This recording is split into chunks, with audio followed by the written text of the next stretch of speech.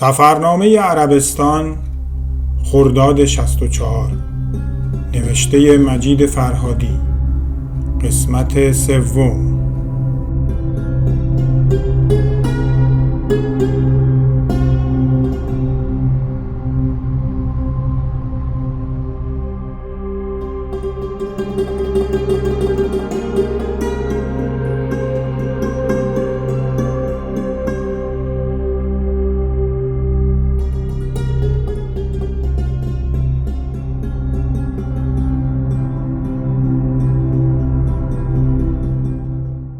پرواز. موقعی که خلبان اول باند پرواز 1 و 2 رو پر میکرد، من برای اولین بار احساس کردم روح داره از تنم جا میمونه. گوشام کیپ و سرم سبک شده بود. یهو آخرای مهرآباد دل هممون هوری ریخت. چرخهای هواپیما از زمین کنده شد و همه چی روی زمین کوچیک شد و کوچیک‌تر. ماشینا، آدما، درختا، ساختمونا. زمین کج شده بود و دماغ هواپیما رفته بود بالا. دایی جمال بیرون رو نگاه نمی‌کرد. ننه پیش خودمون صلوات میفرستاد و مامان اشرت انگار که بخواد از ما محافظت کنه مچ دستای من و نیکی رو گرفته بود و فشار میداد. دستام از شوری پسته های حاج آقا جعفر هنوز نوچ بود. دسته های صندلی رو انقدر سفت گرفته بودم که حس میکردم با دستام یکی شده. هواپیما طوری کج شده بود که انگار سر یه بالش تو آسمون بود و سر اون یکی بالش میکشید رو زمین. بدنم رو دسته صندلیم لخ کرده بودم که کجی هواپیما رو جبران کنم. حال ترن هوایی پارکیرم رو داشتم. تکونای شدید میخوردیم. گوشام کیپ شده بود. سرگیجه داشتم. بد جوری ترسیده بودم. اما کسی دلداریم نمیداد. چون همه همینقدر ترسیده بودن. آدمایی که دیشبش زیر بمب و موشک صدام حسین جون به در برده بودیم حالا خیلی ضایع میشد که تو هواپیمای خودمون از ترس سکته میکردیم. داییامون ساکت شده بودن. اون لحظه هممون به این فکر افتاده بودیم که همچین بیرا هم نمیگفت دایی جمال. شاید ما هم نوبت لاستیکمون شده بود. هر کدوممون بالاخره یه دلیلی برای موندن داشتیم. اما خب قرار نبود هواپیما همینجوری کج کج تا عربستان بره. بالاخره کفش صاف شد و نور خورشید انگار که یهو یادش افتاده بود طلوع کنه تابید تو چشامون. او راستی صبح شده. مامان من گشنمه.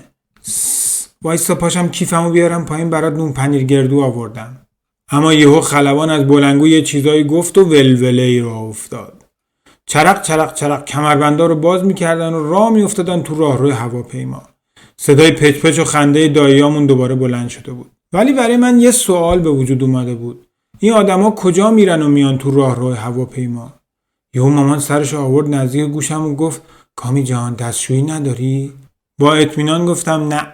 یهو دیدم زد زیر بغل نیکی و از تو صندلیش درش آورد و بلندش کرد ببرتش بیرون.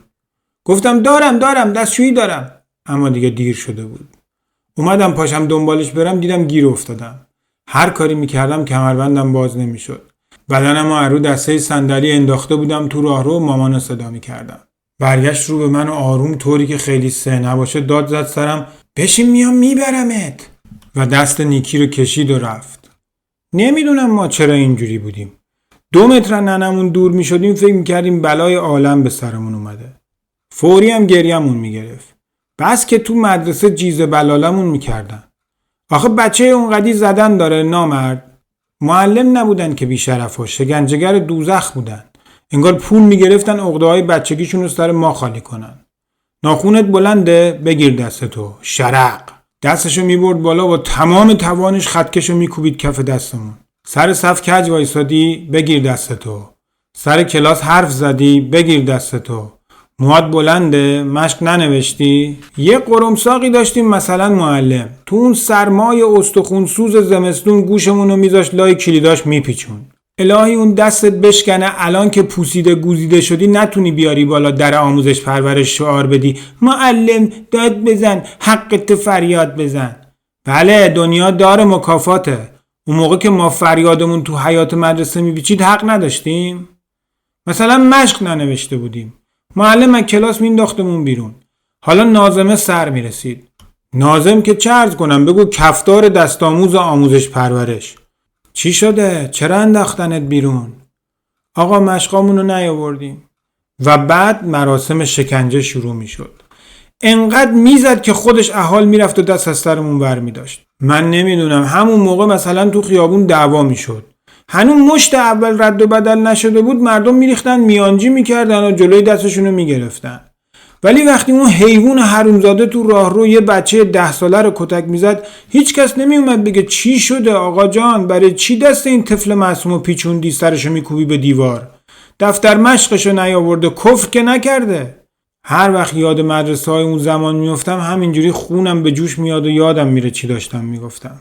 خلاصه مامان تا ببره نیکی و دستشویی و بیاره قشقرقی را انداختم که فقط مگه مامانش را در پسم بر بیاد و دستمو بگیره و قربون صدقم بره، بلکه آبروریزی را نندازم.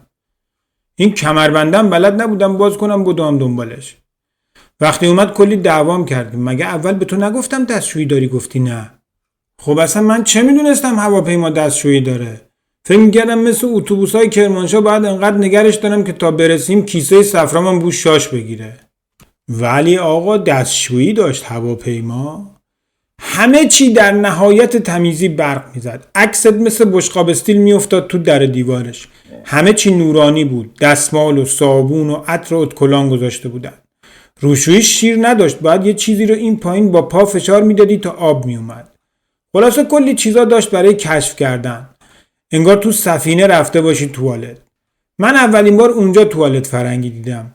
انگار به باسن آدم احترام گذاشته باشن، 2 دستی کاسه توالت رو آورده باشن زیرت که گلاب برود وسط زمین و آسمون نرینه. چنان شیک و تمیز بود که یاد امامزاده میافتادی. البته امامزاده اون زمان هرچی شیکتر و مجللتر، توالتش کثیفتر و نجستر. من نمیدونم، خب تو که اون همه خرج عرش و فرشش کردی، 4 تا کاشی هم میچسبوندی در دیوار توالتش. رسما میخواستن بهت حالی کنن که پول هست، زیادم هست، ولی مال تو نیست، مال امامزاده است. به امامزاده ربطی نداره که میخوای بری بشاشی و بیای تیفوس نگیری. درای آهنی زنگ زده نصف نیمه، دیوارای سیمانی تا کمر کپک شاش گرفته، آفتابهای چرک پلاستیکی 1000 سولاخ، کاسه توالت موزاییکی عمیق با یه سوراخ گشاد وصل به ناکجا. همیشه هم گوله گوله کثافت به در دیوارش خشکیده بود. با 10 تا آفتابه آبم نمیرفت که دلت بیاد بشینی برینی توش. حالا ما هرچی تو این سفر میدیدیم میذاشتیم پای برکت سفر حج کوچیکه. واقعا فکر میگم تمام جلال و جبروت این سفر به اعتبار حاجی شدن ماست. یعنی مثلا برای خط تهران لندن دیگه هواپیمای اونطور ملکوتی نمیذارن. از این صندلی ایران پیمایی ها میشینن میرن لندن و ریو دو ژانیرو اونورا. حالا من تو کف امکانات توالت این هوانورد زیبا بودم، مامان هی در میزد میگفت بیا بیرون دیگه، چه غلطی داری میکنی اون تو. دهه 50 کلن از احترام و تکریم فرزند و اینا خبری نبود.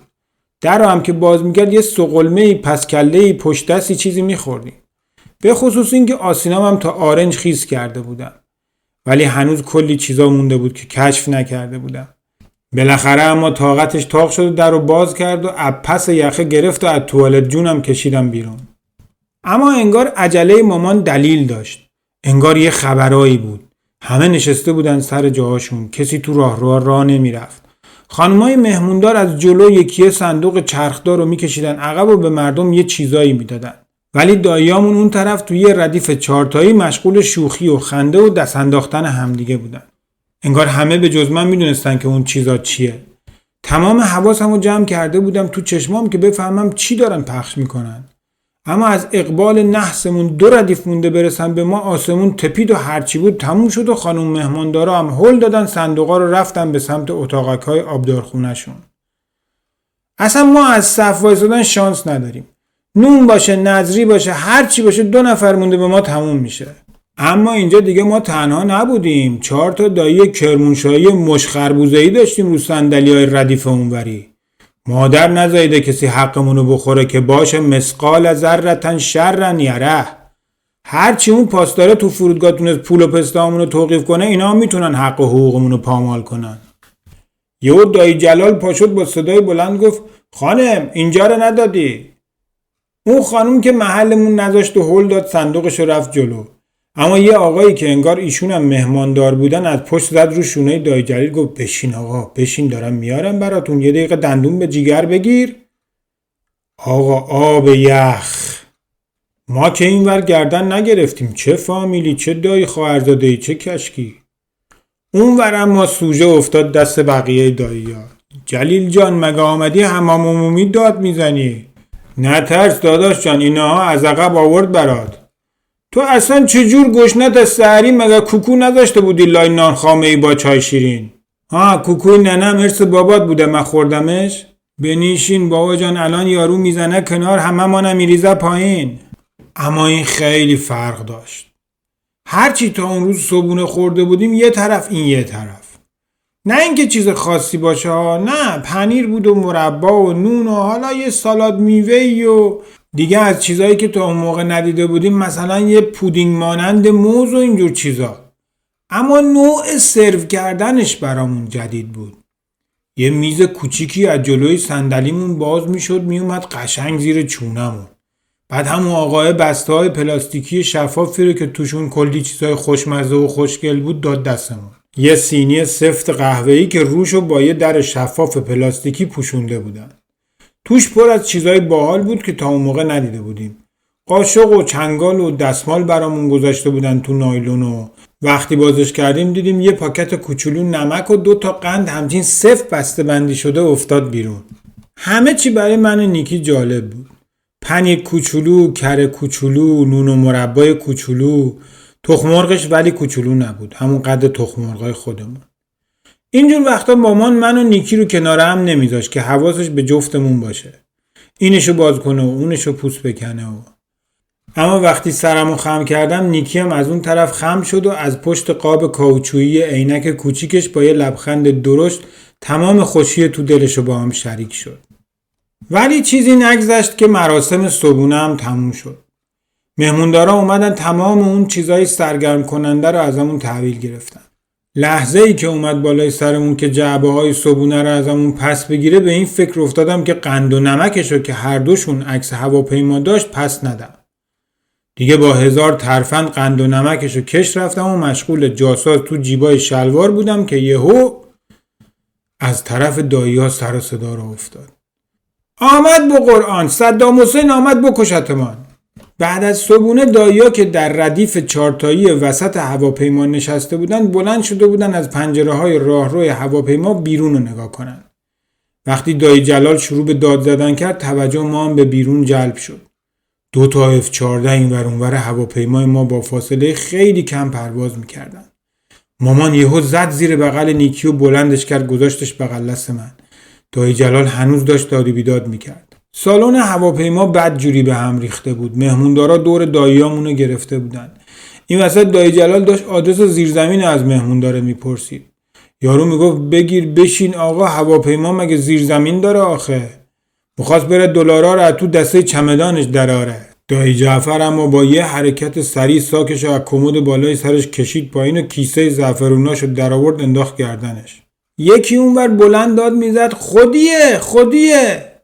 واکنش ما اما در مواقع خطر فقط امنی و جیب بود. ستایی سرامون انداخته بودیم پایین و تونتون امنی و جیب میخوندیم که شر هواپیمای صدام کم شه. اما همون موقع خلبان میکروفونش رو برداشت و در 2 جمله کوتاه آرامش رو به سالن هواپیما برگردون.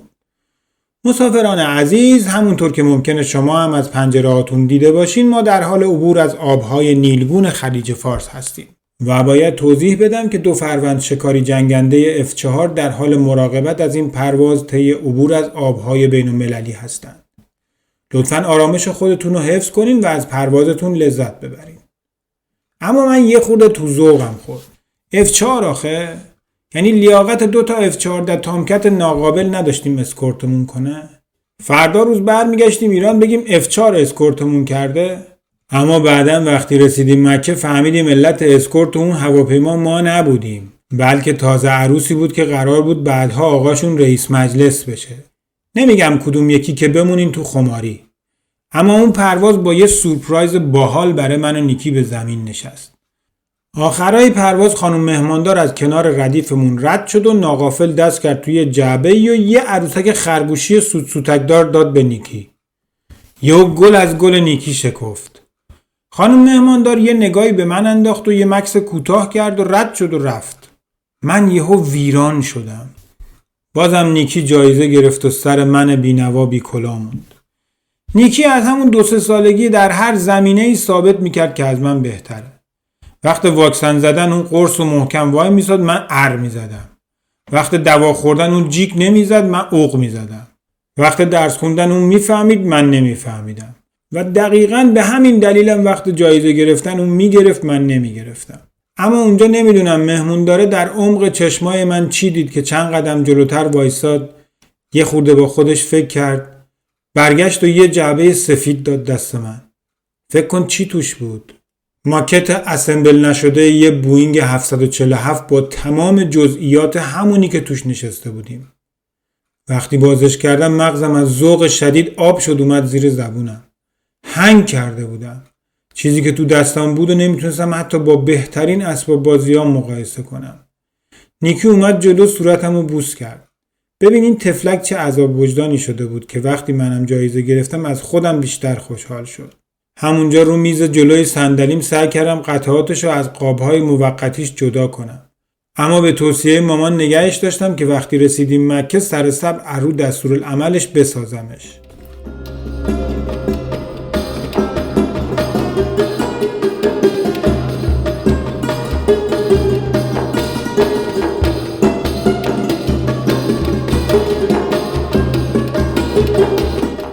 جده اون هواپیما با در نظر گرفتن نیم ساعت اختلاف ساعت ایران و عربستان و دور زدن آسمان بصره دم ظهر به جده رسید و شرطه‌های فرودگاه گربه حاجیای ایرانی رو همون پای پله هواپیما کشتن. الان هرچی فکر میکنم یادم نمیاد اینا چطوری اونجا ساک و چمدونای مسافر اون هواپیما رو گشتن و هرچی نماز پیدا کردن آوردن به ردیف چیدن زیر لاستیک اتوبوس و جلوی چشمای بهت زده ما خارت و خارت خورد میکردن و میریختن اونور. آقا شما کلیددار کعبه هستین، درست، به صورت کاملا اتفاقی مثلا به جای بورکینافاسو در عربستان به دنیا اومدین، درست، زبونتون هم کاملا اتفاقی با زبون قرآن یکی در اومده. دیگه مالک خدا و پیغمبر و 12 امام و 14 معصوم مردم که نیستین. به تو چه، من خدا خودم رو چطوری میپرستم؟ چرا فکر میکنین هر کی دقیقاً عین شما فکر نمیکرد باید انگ بت پرستی بهش بزنین؟ ما عادت داریم در دیوار امامزاده هامون رو ماچ میکنیم. الان هم یه هفته قبل هیچ چی رو ماچ نکردیم که رسیدیم خونه خدا عدم در ماچ کنیم تا سنگ توالتش. نمازمون هم دست به سینه نمیخونیم. حد اکثر اینه که بیای نظرتو بگی و دلیلتو برای ماچ نکردن در دیوار اماکن مقدس ارائه بدی. این کارا چیه میکنین آخه؟ آقا انگار شرطه‌هاشون وظیفه دیگه ای نداشتن جز این که با این گردگیر پریاشون بزنن تو سر حاجی ایرانی که چیه؟ مثلا دیوار خونه خدا رو ماچ کرده. یا آورده اسکناس ایرانی انداخته حیاط خونه پیغمبر. خودشون همه گوی میخورن، هیچ چی نیست، فقط رسم و رسوم ما خار داره. اصلا آقا مگه شما قریشیان رو یه بار حضرتمون نریخ بیرون با سنگ و چوب و طلا باز اومدین همون سنگ و چوب و طلا رو به شکل دیگه ای جمع کردین خونه خدا دورش میچرخین و ورد میخونین و ادا در میارین که چی؟ عظمت خدا اگه به این سنگ و چوب و طلا شماست که همون به درد خودتون میخوره. حالا این ناودون طلاس بیاین زیرش بلکه آب بیاد سرتون. این جاپای ابراهیم طلای 24 ایار هر کدوم نیم متر. این پرده زربفت کعبه سال به سال تیکه میکنن، هر وجب در وجبشو میفروشن خدا تومن. ما بت پرستیم یا شما که انقدر دست مالیدین تو حجر الاسود عین قابلمه گودش کردین؟ حالا هرچی این شورتهاشون قیافه ترسناک میگرفتن ما بیشتر خندمون میگرفت. فکر کن یه موجودات کج کوله ریزه میزه سیاه برزنگی بداخمی رو گذاشته بودن پلیس. بعد به خودشون میگفتن شرطه. یعنی اینا میخوان پلیسشون رو صدا بزنن خندشون نمیگیره میگن شرطه؟ تازه این که خوبه به هتلم میگفتن فندق. خلاصه آقا مراسم بتشکنی شرطه‌ها زیر چرخای اتوبوس که تموم شد، ساکامونو گرفتیم دستمون و رفتیم به سمت سالن و فرودگاه تا یه هواپیمای دیگه بیاد دم صبح برسونتمون مدینه. این یعنی از ظهر اون روز تا نزدیک صبح فرداش با یه بر زن بچه قد نیم قد بی آب و دون تو فرودگاه جده علاف بودیم.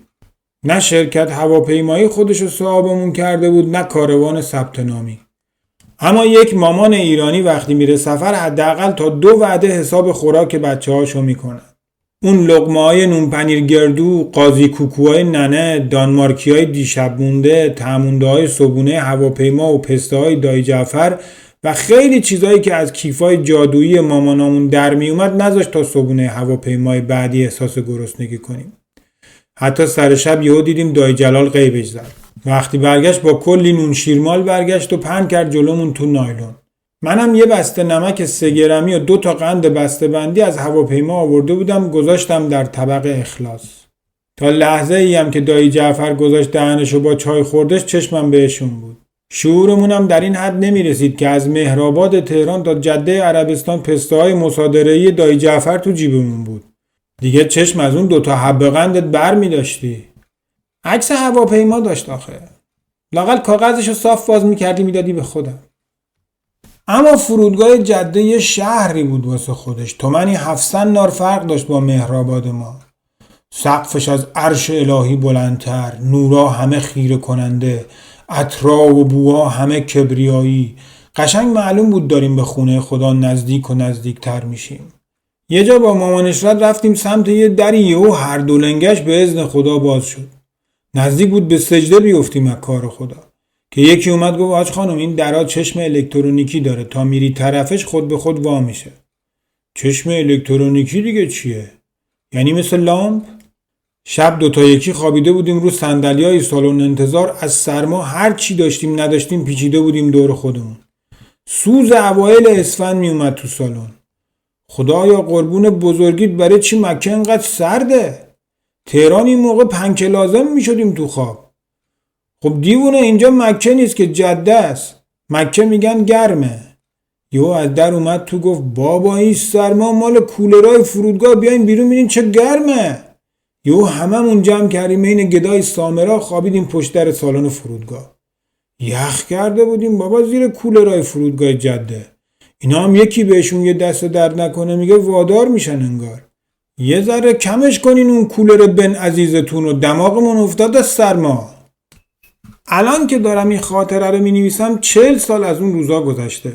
عجیب نیست که هیچی از پرواز جده به مدینه یادم نمونده باشه. ولی مدینه عجب شهری بود. خیابونا مرتب و جارو کشیده، ساختمونا یکی در میون 5-6 ستاره، خیلی شیک و امروزی. پشت ویترین مغازه‌ها گوش تا گوش تلویزیون رنگی، همه ماشینا آخرین سیستم، زنا اینجا تا اینجا طلا، چیپس دست بچه‌هاشون قدرتی خدا همه یه شکل یه اندازه مو نمیزد. چیپسای ما این خودمون کج کله بود. هتل که چه عرض کنم، کاخ شاه سرشونه میکردی تو سنگ دیواراش. مینیبوس وایساده بود جلوی درش. ما به خودمون نمیدیدیم بریم تو. 2-3 بار با مدیر کاروانمون چک کردیم. اینجا همین در بزرگه، بریم بالا. آسانسور چه میدونستیم چیه. اون زمان به لامپ ستایی میگفتیم لوستر. کشورمون جنگ بود، بیشتر درگیر پنیر و تخم مرغ و تاید و صابون و کپونی بودیم تا این سوسول بازی‌ها. سر تا ته کوچه 2 تا خونه تلفن داشتن، کار کل کوچه رو راه مینداختن. هرگز یادم نمیره همون اوایل جنگ یه بار گفتن کرمانشاه رو بمباران کردن. از 10 شب تا 12:30 سکه مینداختیم تو تلفن 2 تومانی ببینیم کیا زندن کیا مرده. آسانسور هتل رو رفتیم بالا، دیدیم یا خود خدا هر اتاقش یه تلفن داره. زودم یاد گرفتیم هر دقیقه زنگ میزدیم اتاق دایی‌ها حالشون رو میپرسیدیم. بعدش جیم زدیم خورده ریزا رفتیم آسانسور بازی. آقا 3-4 بار هی زدیم رفتیم بالا و اومدیم پایین. یه آقای چاق کچل سیاه چرده‌ای با دندونای سفید و کف دستای صورتی از جلومون در اومد. ما 5-6 نفری و چنان جیغ زدیم و در رفتیم که یارو 6 تا ایزی لایف رید به خودش تو آسانسور. فکر کنم از اون لحظه بعد اون بدبخت دیگه تو آینه نگاه نکرده باشه. با اون حرکت تبعیض نجات پرستانه ما 5-6 تا بچه میانگین 6.5-7 سال. اون قدم هنوز عقل رس نشده بودیم که میخوایم بیایم بیرون حداقل شماره اتاق و طبقمون رو بدونیم. کوچه نیست که رنگ در خونه‌مون فرق داشته باشه یادمون بمونه. هیچی دیگه. وقتی فهمیدن گم شدیم تو طبقه ها گرفتن به جرم به هم ریختن هتل تحت الحفظ بردنمون لابی. البته اون موقع ما نمیگفتیم لابی، میگفتیم پایین. نمیدونستیم لابی چیه که. چند دقیقه بعد اکثر داییامون اومدن پایین که پس از یه خورده نقش والدین مسئول رو بازی کردن و تعهد شفاهی دادن که دیگه تکرار نمیشه و شما بزرگواری کنین و ببخشید، تحویل بگیرن ببرن بالا که یارو بدبخت رئیس کاروانه نمیدونم رو کجای کدوممون چه حسابی باز کرده بود که یه جمله حساس وسوسه برانگیز گفت. یه امروز خواهشاً رعایت کنین، طبقه 15 یکی از اعضای کاروان عروسی دارن. عروسی؟ کی با کی؟ کجا به کجا؟ یارو کی اومد خواستگاری؟ کی دید؟ کی پسندید؟ همین سرخ و سفید و توپل مپل باشه بسشه؟ یک گاف معماری هم داده بودن، یه آسانسور رو میزدی 15 صاف باز میشد وسط سالن عروسی. دیگه آقا جعفر میرفت بالا دنبال جلال، جلیل میرفت بالا دنبال جعفر. این بچهشو گم میکرد میزد 15، اون باباشو گم میکرد میزد 15. کاشف و عمل اومد این یارو عربه انگار دم در از دختر خوشش اومده باشه همونجا داغ داغ چسبونده بود. هم که اکبر عبدی نیستن همه هیکل عربه برینن تو برنامه زنده. اما چی بالاخره جمعمون کرد؟ نهار. آقا رفتیم پایین دیدیم رستوران الله اکبر به قول دایی جلال رمش میاد. رمه یعنی صدای بلند. کلن هر چی زیاد باشه یا بیشتر از توقع ما خوب باشه میگیم رمش میاد، یعنی خیلی زیاد، خیلی خوشمزه. آقا سیب و پرتقال لبنانی کف دوتا دست جا نمیشد.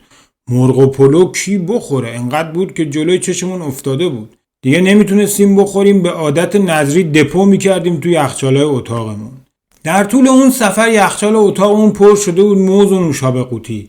رنگ و طعم و مارکش مهم نبود، فکرشو بکن ببری یه قلوب تبرکی بدی فک و فامیل و همساده نوشابه قوطی مکه مدینه، چه سری در میاری تو سرا. نصف شب هم میرفتی میگفتی گشنمه، همون پکیجو میدادن میآوردی بالا. چلو مرغ و نوشابه قوطی و موز و سیب و پرتقال لبنانی. چیزی هم که یادمه هرچی خانوما دنبال به جا آوردن مناسک و واجبات و مستحبات بودن، آقایون جیم میزدن میرفتن دنبال حلیلی ولیلی و زعفرون بفروشن، تلویزیون بخرن و بیان شو عربی تماشا کنن. یه بارم همون اوایل آخوند کاروان جمع کرده بود همه رو که یه چند روزی شیعه بازی رو بذارین کنار. جلوی اینا یا علی نگین، دست بسته نماز بخونین، سر نماز آمین میگن نخندین، ولا ضالینتون رو مثل گاو ادا کنین. اینا هم بهشون برخورده بود، کلن گذاشتن کنار، شدن توریست مذهبی. یه بار من پرسیدم دایی جلیل شو چیه؟ گفت شو چیه دایی جان؟ نری به مامانت بگی ها. شو یعنی شب. بیا این شکلاتو بگیر بشین پسر شجاع نگاه کن. بچه هستیم، گاو نیستیم که. رفتین تلویزیون 24 کاناله رنگی خریدین، آنتنشو دادین بالا، 23 تا کانال عربی و 1000 ماشاءالله الله اکبر زدین تو کار کلثوم و ماجد رومی، خیال می‌کنین ما خریم. زناتونو میفرستین با نایلون آب زمزم زیر چادراشون بکشن، خودتون میشینین پایین تصاویر اینقدر عربی. این که دیگه آدم نیست، خدا بخواد همش گوشته. اونم که تنشه بدتر آدمو کنجکاو میکنه ببینه زیرش چه خبره. دیگه محض بستن دهنمونم که شده اون لالوها را میدادن یه پسر شجاعی هم میدیدیم. آخه همچین مالی هم نبود کارتوناشون. همین پسر شجاع خودمونو فکر کن به جای همشون یه مرد صدا کلفتی عربی حرف میزد. فکر کن مثلا خانم کوچولو یا خرس مهربون با صدای کاملا بی حالت کلفت مردونه بگه پدر پسر شجاع زود باشین بیاین، پسر شجاع افتاده تو رودخونه. بعد همون صدا جای شیپورچی هم حرف بزنه.